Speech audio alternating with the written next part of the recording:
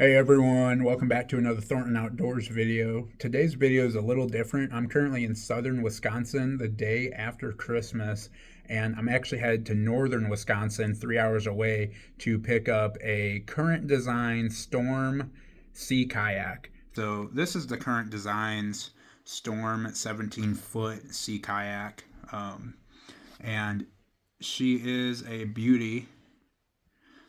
And as you guys can see on the belly, she does have a few scrapes. But honestly, every kayak I've ever owned has had scrapes. It's pretty normal. It's just regular scrapes with rocks. Even the Blue Perception does. So what you're currently looking at is the bulkhead right behind the cockpit.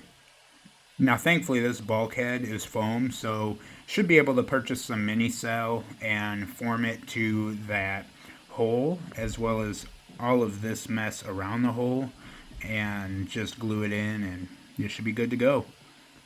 Got her in the garage here and getting ready to repair this bulkhead. It's a little bit dirty in here because it's been warming up, but this is a great example of why this bulkhead is very important, not just in this kayak but all the kayaks that you may be in. So we have a lot of water here that has built up from either ice melting or whatever reason. And as you see here, this piece of foam is acting as a layer between this and this area where you see water has also built up.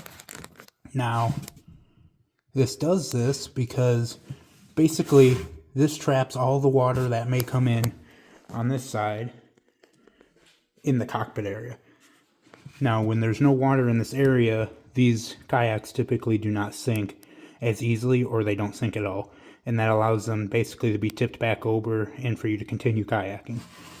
But when you have a hole in here, or you remove this entire thing, all of this water from right over here will then move into this area, and the more water that fills up in this area, the easier it will be for your boat to sink down to the bottom of the lake, river, wherever you may be.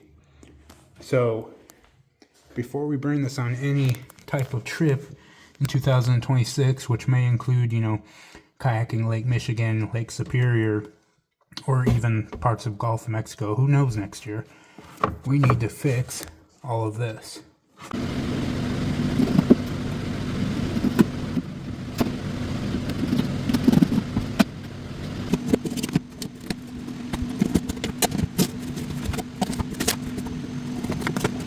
So as you guys can see, we have created an even bigger hole, and when we created that hole, the water was on this side and it started to rush in towards the camera. And that's exactly, like I said earlier, what bulkheads prevent. They prevent water from flowing from the cockpit into the back part where the storage is, and that basically allows the kayak to stay upwards and mobile even if you have a bunch of water in the cockpit area.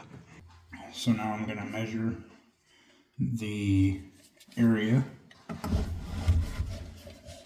and we're going to try to get something figured out here. So it's going to be roughly 7 inches to 8 inches. And then across, it's going to be roughly about 7 inches. So I got the mini cell foam cut out to the size that I wanted it to be. When we put it in there, she goes all the way back, which is awesome. Honestly, I think I could have just made an entire new one out of that, possibly, but I think right on the ends here it would have become too short. But as you guys can see, perfect fit.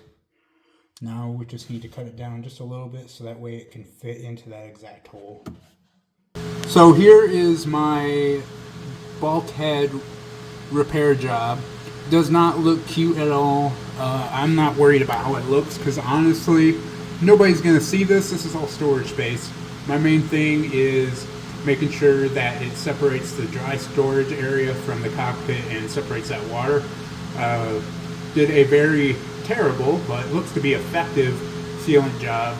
Going to come across the top parts of this now and seal that next.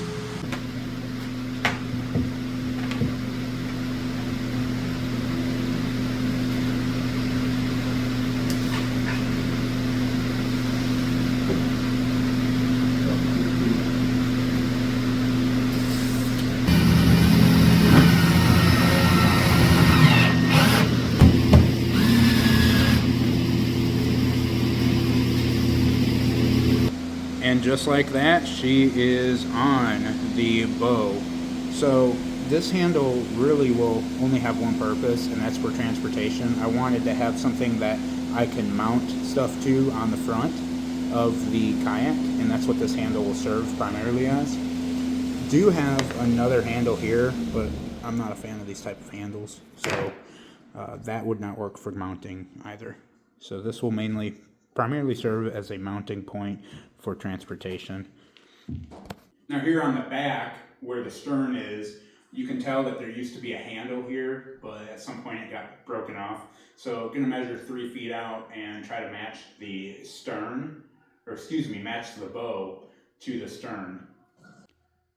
And this is what I was talking about right here. You can obviously see that there was a handle here at some point and it just got ripped off. Most likely just from wear and tear. Maybe something hit it, I'm not sure. But we're gonna possibly put the handle like around this part because this is most likely 3 feet. But yeah, let's measure it out. All right, so from the rudder, we're gonna measure out 3 feet. And correct, that's roughly 3 feet right there, exactly where I figured. So I'm gonna put a mark here that this is roughly 3 feet with the Sharpie.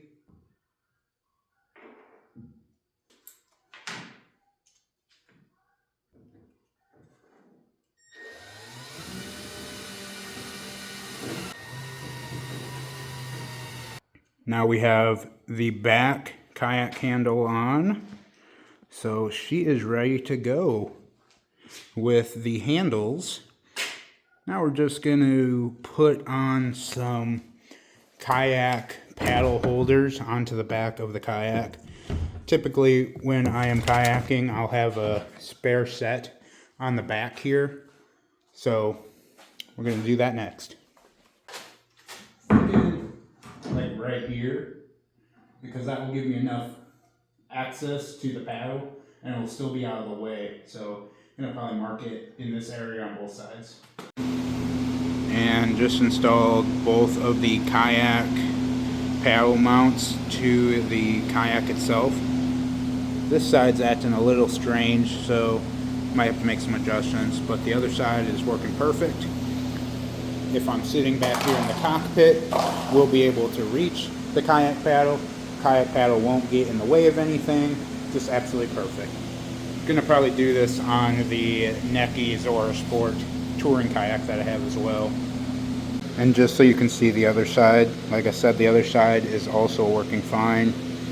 Might have to push it up a little bit in the future, but I don't think we'll have any issues with waves really coming up and hitting this paddle, unless they're very rough. But I have to take that into consideration because I also paddle in rough waves. So for this video, we are done with repairs. Those repairs and additions were very simple. Like we added these handles on both the bow and stern. Then we did a very, very easy repair to the bulkhead. And this might just be a temporary repair. I think in the future, I'll probably just tear all of that out and put brand new mini cell in. And then additionally add these kayak paddle mounts on both sides. I think for the next repair video that we do with this, we're going to take a look at the rudder. So the rudder is extremely stiff, like it's getting caught up on something anytime I move it. It's kind of moving down easier that time, but I noticed that. And then additionally, and I see this a lot in the touring kayaks, when I hit the left leg here, the rudder does not activate, but when I hit the right side, it activates. So we got some loose linkage there. That should be an easy fix. I had that issue in my Neki. But what an absolutely beautiful kayak she is.